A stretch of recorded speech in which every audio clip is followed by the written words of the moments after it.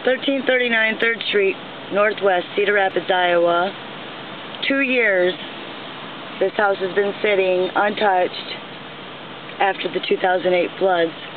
2 years mold has been blowing in and out of this house and growing on the side of it. 2 years, and it's supposed to be taken down today, and it looks like the demolition sign is missing. One that I just recorded. Yep, it was taken down, and houses on 6th Street are being demolished while this one sits to ferment and blow mold. So what do we do, people? Other houses have fallen in the name of an imminent threat, and this house sits as an imminent threat. And that was our lovely horn.